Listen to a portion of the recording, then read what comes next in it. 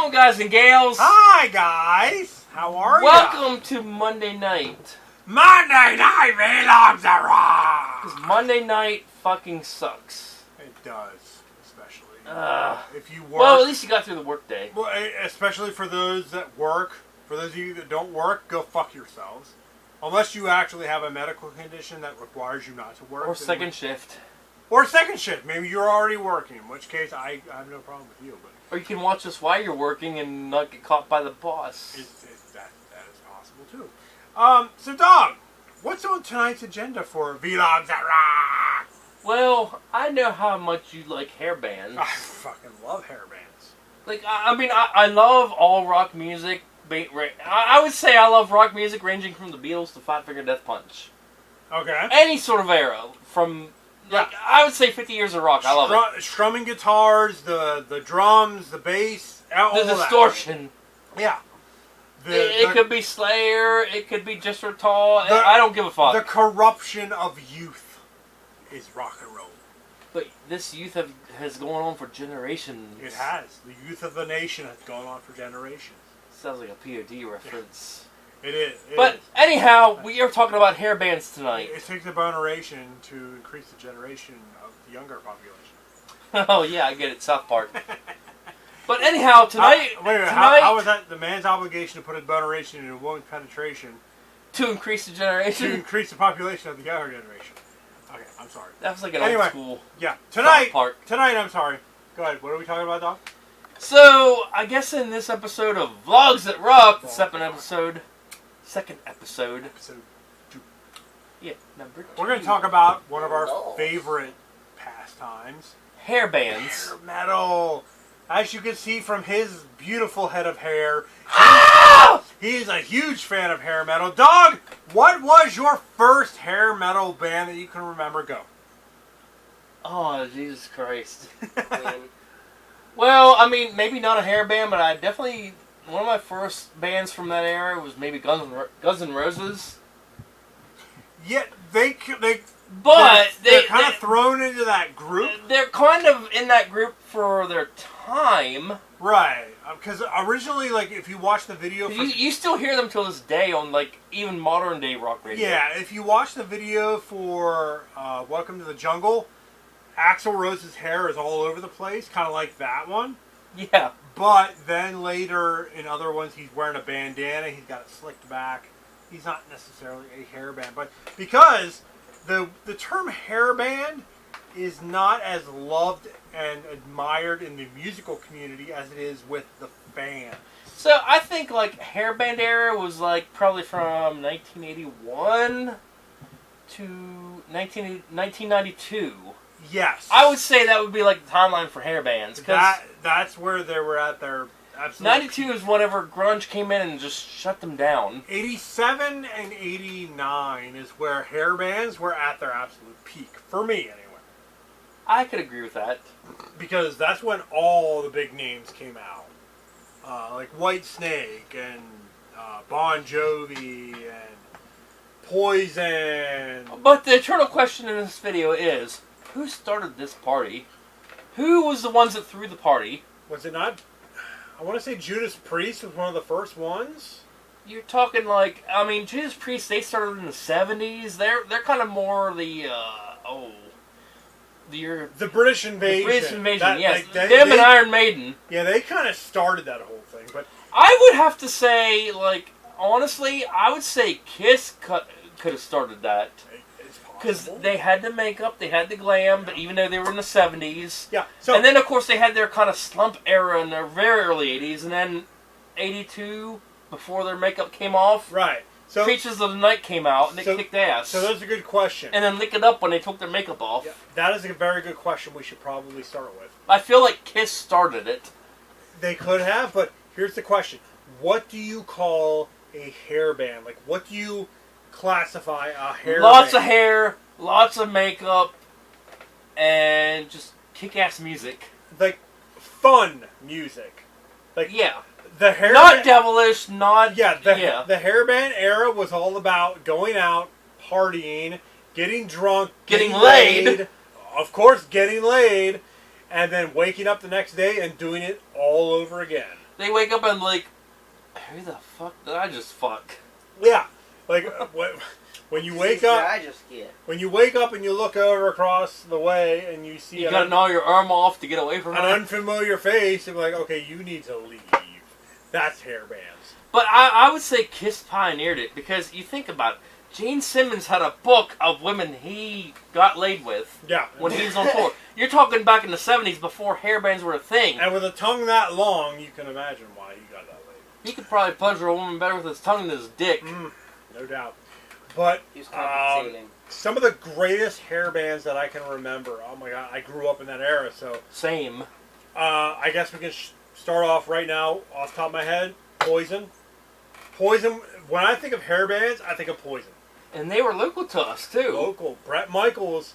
My father worked for Goods Furniture. He delivered furniture. He delivered furniture to... Oh, good story. He delivered furniture to Brett Michaels' parents in Mechanicsburg. Seriously? Swear to God. Cereal. He walked in, he saw the pictures and the gold records and everything like that, and he flat out asked them, he's like, who is that? Like, why do you have all that there? Told him, like, our son is Brett Michaels, the lead singer of Poison. Now, my dad doesn't know who the fuck Poison was. Right, he was more in the Led Zeppelin, Jimi Hendrix area. Yeah, he thought Poison was just the shit that we had in the cupboard with the Mr. Yuck symbols. I dated myself on that one. Or it grew in your yard and you got it and swallowed up.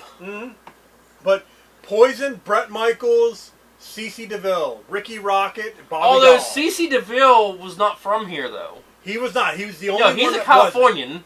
The other three were Mechanicsburg.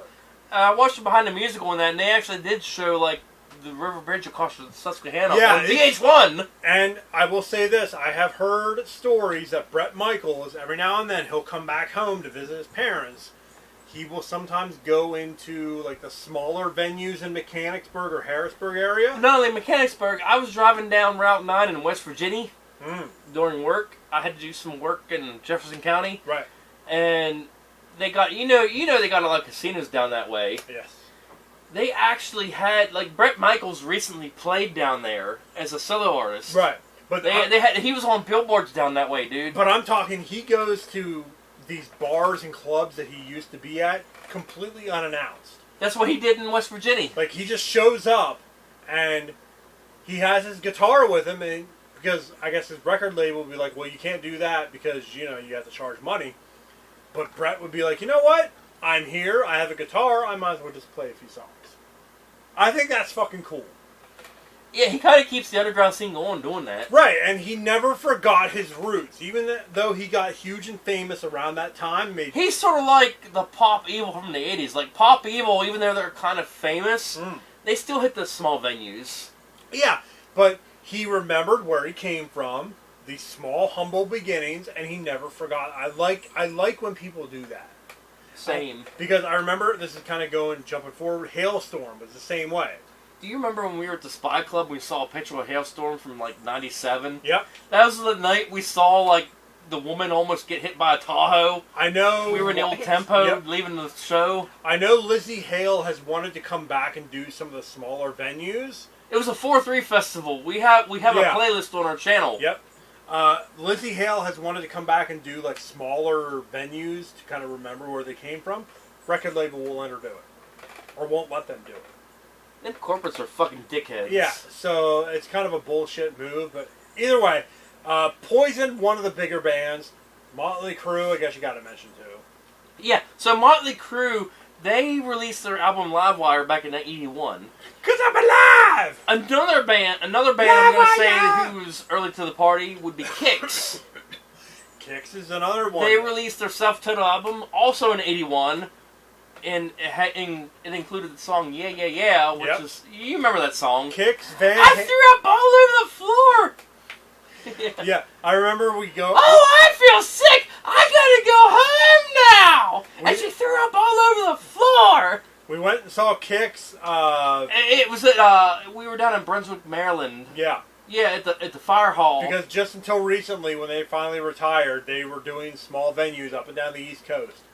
And I just remember him they even recorded a new album in that time called Rock Your Face Off. And he just kept calling us motherfuckers the entire night. In his cartoon voice, he's like, look at all all you motherfuckers out there! Yeah! He did songs from like his first five albums, but he never included any songs from the album. I think it's called Show Business. Right. It was like an album they did in '95, and that was in a time when grunge fully took over, and the album just didn't catch on. If I ever became a musician, that's what I would do. I'd get up on stage and be like, look at all you pretty motherfuckers out there! Yeah! You cocksuckers! You remember that one security guard from my old job who I met up with? Yeah. He was like drunker than fuck, and I heard the story like him and his wife had this Ford Explorer that was like fairly new, and like going home. I heard the story later, like they fucking crashed it going home. But no, I would flat out just insult the audience, and they would love it too. Like, you ass ramming cocksuckers! Yeah, old Steve Whiteman. Get up on your feet! Steve Whiteman might have looked old as fuck, but he just kept his youth in that show. I think that was the second time we ever saw Silvertongue. You bunch of pussies! We came there, Silvertongue opened up, and then Kix. It was Kix one of was like the headliner. It was one of the first times we saw Silvertongue. And then there's this other dude named Stretch who was with Rivers. Yeah. He was like one of my dad's old friends from ABF. You could pick this fucker out in like a crowd of 1,000 people because he was so fucking tall. So yeah, Kix was one of the bigger. Bon Jovi, I guess you could say, was part of the hair metal movement. They definitely were in the hair metal movement. And by the 2000s, they were more in the pop movement. It's my life! I would classify Bon Jovi as a panty dropper band. I would say like Bon Jovi and Motley Crue could almost go head to head in the 80s. And by the time the 90s hit, they just different directions. Yeah, but they got the women wet, that's for sure. Yeah, I mean, no doubt mission about accomplished. It. Because I'll tell you right now, back in those days, if you popped in a Bon Jovi CD, you're fucking getting laid. But you know what? Motley Crue reunited fully, came out with Saints of Los Angeles. What a kick-ass album. Yes, absolutely. Bon Jovi, I can't say the same. They had some moments. They went more country by that time. They did. So what? Who else? Because when you get to '87, that's when all of a sudden everybody's like, "Oh shit, we got to get on this," because they're making millions of dollars. Now, like Metallica, Megadeth, and all them, I don't consider them hair bands. They are not because they're thrash. Yeah, they went away from that. But the arena bands, the hair bands, like Whitesnake, blew up in '87. Here I go again. Yeah. David Coverdale has one of the coolest voices ever. He's from Led Zeppelin, right? He might Coverdale. be. Yeah, maybe. As a matter of fact, Coverdale and Page did like their own independent album in '93, which was like after the hairband era kind of died off. I mean, you had it's still a good album. You had fucking Whitesnake, Night Ranger, you had Twisted Sister. Well, Twisted Sister they were definitely early to the party. The glammier, the better. Judas Priest is another. Yeah, they're more British Invasion. I would say Turbo is like their most hair album. Yeah, they weren't necessarily. Oh well. Turbo was more mainstream than anything. And then I just thought of it. Another group that I think of when I think of hair bands, Def Leppard. They're more European. They are, but when '87 came out, when Pyromania came out, that was very much like a half and half. That was half hairband, half metal. Well, but Def Leppard started with what the fuck was that first album? It came out in 1980. Had a big rig on the cover. Yeah, I forget what the name is. God damn it! Hold on, let me look. He's gonna research it. I'm gonna research it, but I love that album. It was before hair bands really took off. It was kind of like more. They were more like, classic rock from the '70s, even though it was 1980. You could say that. All Through the Night, was it? Maybe. It might have been. Hold on, I'm having brain farts. We did too many brew reviews before this show. Did you call me Cramit? I forgot what we were doing, Cramit. Cramit the Frog. Thank God for Spotify. Discography. Or Wiki. Man, they have a lot of shit. So, yes. On Through the Night was 1980. Yes, I love that album, by the way. High and Dry, then Pyromania in '83, which I thought was like one of their biggest ones. But this is an '87. Again, '87 is the hairband era for me. Hysteria. The pivoting point. Hysteria came out. You talk about a number of hits on that fucking album. I think the last good album they did was in '92, right when Hairbands were closing out. Adrenalize. Yeah. Let's get rocked. I think Adrenalize is highly overrated. You know, I remember I bought the cassette on my 12th birthday. But this is Hysteria. I mean, the number of hits that they had: Rocket, Animal, Love Bites, Pour Some Sugar on Me. Obviously. Didn't I mention on the last episode of Vlogs Rock that I saw the music video on MTV to Love Bites? I don't know if you mentioned that or not, but I'm pretty sure I did. That is on there. Armageddon in it. That's another good one. Hysteria, obviously. So what? That's 1, 2, 3, 4, 5, 6. That album had that album was damn near all singles, honestly. It was 6 singles out of the 13 that were actually on the album.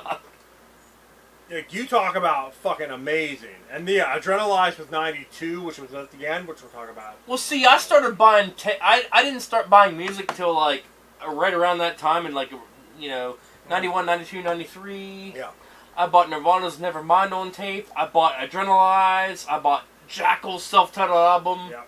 I bought Aerosmith's Get a Grip. Yeah. All in that same time. We were kind of transitioning from hairbands to grunge in that time. Would you call Aerosmith a hairband?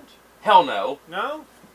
I would call them classic hard rock. Classic hard rock? Okay. They could fit in with a hairband with some of their ballads and whatnot. Yeah, they fit into that era because that's another thing we'll get into. It's sort of a time thing. We were talking about Ugly Kid Joe.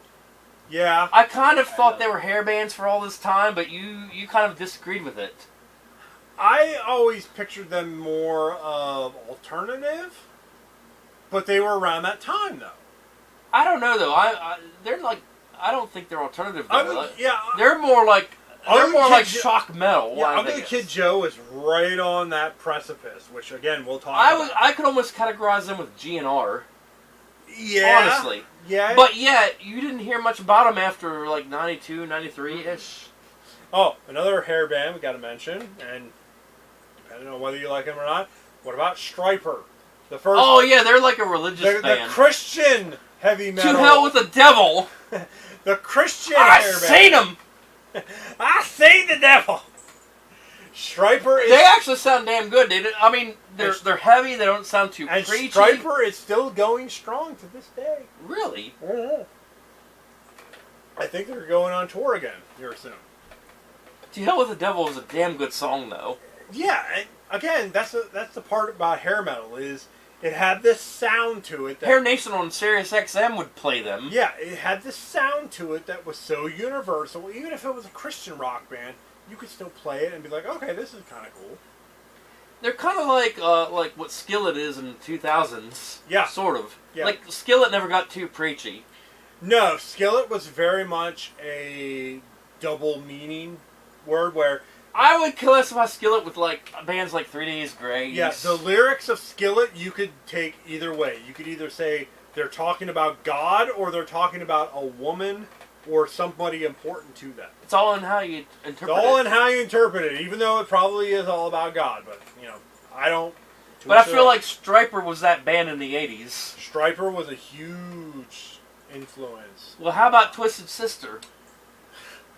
The guys... Come on and play! The guys who dress... Come on out and play! They tease their hair so much, put on so much makeup, and still look like dudes in drag.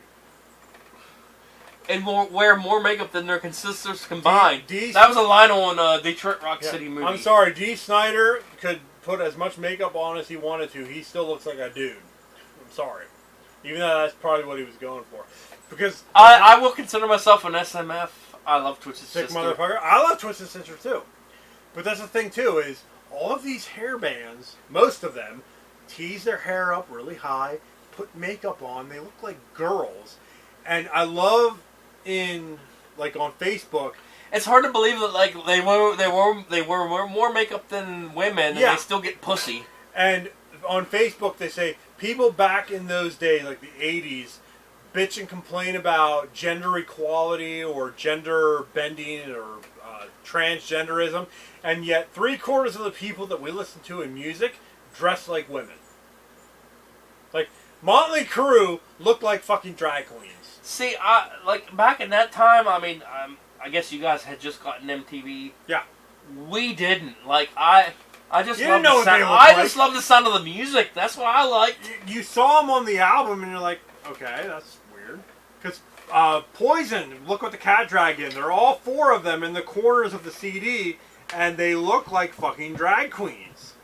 True. And people still bought it because, hey, it's good. You know, it's we fun can at music. least say we got to see them live. We saw them open up for Motley Crue back in, what was it, 2011, 2012? And I I forget. love Poison. Poison's a great band. Oh, yeah, and they're locals to us. Yeah. Them and Kicks. Now, another person... Another band that's kind of local to us, if you consider Martinsburg, West Virginia local, would be Wrathchild America. I mean, that's somewhere around there. It's Yeah, they weren't really a famous band, but they did a song called Dangerous. I think one of the local bands we used to watch at Tubby's used to cover them. Another group that I just popped in my head, White Lion. Wait! Yeah, but weren't they late to the party? Yes and no. They actually debuted in '86 with Pride. I was thinking that like they didn't get popular until like maybe check that. 89, 90. I want to say White Lion. Wait! Wait! I never had a chance to love you. Dun, dun, dun, dun, dun. Dude, I don't care. I love White Lion. Still a damn good band. Yeah, they're fun. It's a fun. You remember- 87 was You Pride. remember my old buddy Derek? Yeah. Whenever we were on when we did the original Whip show, Yeah. his older brother, I guess it was like a half brother. I remember like he had this old like 70s something Dodge Challenger or something. Maybe it was a Charger. It was an old 70s Dodge car. Right. Well, he dropped me off in this car and did this big fucking burnout and had the song Wait playing in his tape player. Wait! Wait! I just brought up on Spotify the Monster Ballads disc, so I'm just going to name off some of the bands that are on here, and we'll see if they are hair bands or not. Warrant, yes. Absolutely, but they were late. Yeah, they were 87, 88 still. Poison, of course, Bad English. Yeah, they were kind of on that late. They were right on that cusp. They were sort of between pop and rock, though. They definitely could be. Cinderella. And they're from Pennsylvania, by the way. Yeah, I would. They're from Philadelphia. I'd consider them hair band. They were teased up. They were around that time. Yeah, I think like they started their first successful album was in like '86, if I'm not mistaken. Maybe. Was it Long Cold Winter or Night Songs? Yes. I don't know. Saigon Kick.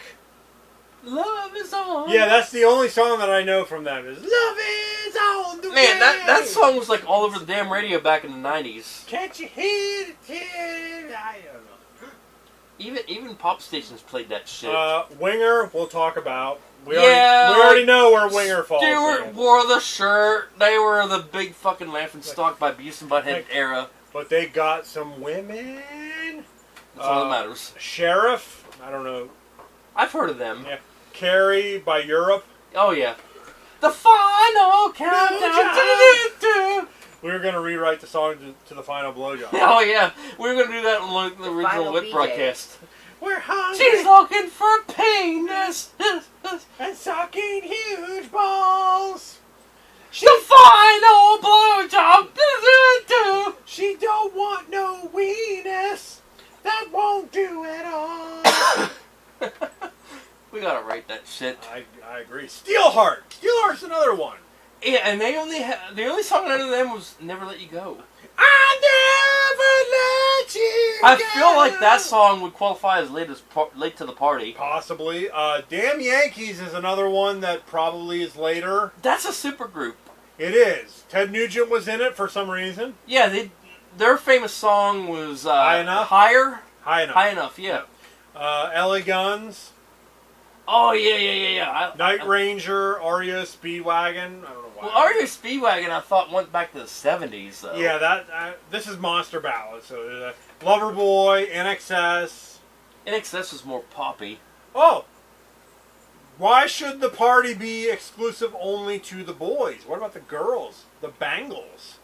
What? The bangles could be considered hairband. I highly doubt that. You never heard Walk Like an Egyptian? Yes, I have. Well, that's technically But it. I consider them, I would not, no, I would never consider them hairband. No? I would consider them 80s pop. What about Vixen? Vixen would Oh, be... hell yeah. Yeah, Vixen's a Vixen, hairband. definitely. Lita Ford, definitely. Lita Ford. Yeah, when Lita and Ozzy did that duet, hairband. White Snake, Mr. Big, Great White, Billy Idol. Billy Idol, I don't know. He's kind of sort of in that in-between category. We'll talk about him later, because I already seen it. So yeah, I mean, there are so many hair bands out there. So many hair bands that are either you don't know, or they were, as we say, late to the party, which we'll talk about. Yeah, but I mean, who do you think really started the party? In my opinion, I would say Kiss. You say Kiss. I kind of agree with that. Because they did the makeup, they did the glam. They did? But they slumped in like 80, 81, 82. They came out with Creatures of the Night that kicked ass. Lick It Up, they took the makeup off. Right. They just dominated hair bands throughout the 80s. I could totally see that, and a lot of influence. Like all the way from Lick It Up to like Hot in the Shade, maybe even Revenge. Yeah. They just dominated that whole area. That whole era. Hell's breaking loose. I mean, there are so many Kiss. But I don't know. I mean, Revenge was kind of more metal than hair, though. It is. I feel like Revenge was like a real heavy album. But that was Kiss kind of changing with the times too, which again we'll get to. But they tried to go more grunge whenever Carnival of Souls came out. Yeah, and I think... And then Psycho Circus, they kind of went back to like their original roots. A lot of non-makeup Kiss is highly underrated, in my opinion. I went through like the other night and I downloaded like all the 80s Kiss. I'm gonna like listen to it at work here, coming up here soon. Give my opinion on it here on the lady video. But yeah, that was only just a taste of the hair band. But like Lick It Up, Animalize, Asylum. Oh man. I want to see if I can find any more, because even like European bands still had. There were some that I told you about before. Let's see, hair metal. Let's try that. What was that one band that you got me into that I listen to now? Oh, shit. They weren't really popular. The Obsession? Obsession, yeah. Yeah, they had like 3 albums back in the 80s and they just all kicked ass. Yeah. Like they were underrated. Highly underrated, because... I feel like they were kind of a cross between hair bands and classic metal. They were sort of on the harder side of things. Yeah. Because... And then they had like newer albums like post 2000s. Yeah, because when the hair metal scene blew up in the 80s, 87, 89 era, everybody was trying to get in on it. They never really had a popular song back then. No, but everybody was trying to get in on that, and they either got lost in the shuffle or just sounded too much like the 1992 others. comes around, Nirvana, Pearl Jam, all them bands just took it over. Industry changed overnight, which we will talk about. Which I do like. I like all the eras, don't get me wrong. I respect them all for what they are. Probably my favorite era in all rock is probably nu metal, because I lived it. It changed. I saw live shows of it. I literally lived it. Right. You know? I mean, hair bands were too young to go to concerts. I would have loved to have gone to like peak Poison, Motley Crue era concerts. I mean, we at least did get to see Poison and Motley Crue. We did, but I would want to see them sell out like 50,000 seat stadiums. I got to see Firehouse, remember? Yeah. Yeah, at Shippensburg Fair. We'll talk about them. Do you remember when I like sent you a voicemail of them playing Bye Bye Baby Bye Bye? Yep. White Snake was also a huge stadium band. They were kind of I mean, they were definitely hair band, but they were kind of like crossed into pop too. I think they all eventually crossed into pop, because the music, like the radio stations, had to play them because they were so popular. People were like, "Hey, we want to hear this. We want to hear that." I don't know. I feel like after like 10 years ago, like rock kind of ended in the mainstream. It kind of goes with. I'm going to use a little bit further hit Green Day.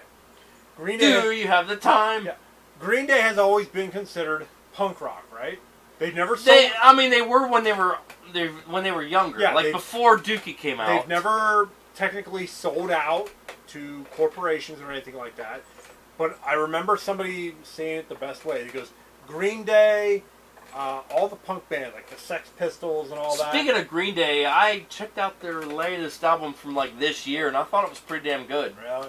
Yeah, But, honestly. like all these punk bands that always fought the establishment. This guy, I think, said it best. He goes, they never sold out. They never changed the way that they play music. It's the industry and the people. They changed their taste in music and made them popular. So, in essence, the Hairbands were probably in that state. They had their own little niche, but then radio stations, the corporation said, we can make some Green money. Day didn't really take off in popularity until the Hairbands died. No, but they made money. That's true. The corporates got a hold of them and said, hey, well, we're going to sell your album. They had like 3 core albums in like the grunge era that got popular. Yeah. So, and then I feel like they slumped whenever Warning came out. I didn't like Warning too much. so yeah, same way. I kind of thought that album sucked, and then when American Idiot came out, it's like, holy shit, this is good. Same way with Hairbands. Like Whitesnake came out and like, hey, you know what? Those songs are marketable. We're going to take those. We're going to put them on the air, and people listen to them over and over and over again. They're going to buy their albums. They're going to go to their concerts. Everybody makes money. People still do, but they don't go beyond 92 a lot of times. No. I don't know if Whitesnake is still touring or not, but I'd go. Although I know some bands like they try to release like albums in like 93, 94, and they might have had a good single here and there, but they just didn't sell much by then. No, not at all. Like because Nirvana and Pearl Jam and the Red Hot Chili Peppers, Alice in Chains, they took it all over. Which I think is a great segue for our next topic, but tune in next week. Tune in next week. We talked about the hair metal, the rise of hair metal. We'll stop the camera, we'll charge it, and we'll continue on. And we will see the decline of the hair metal bands. See you next week.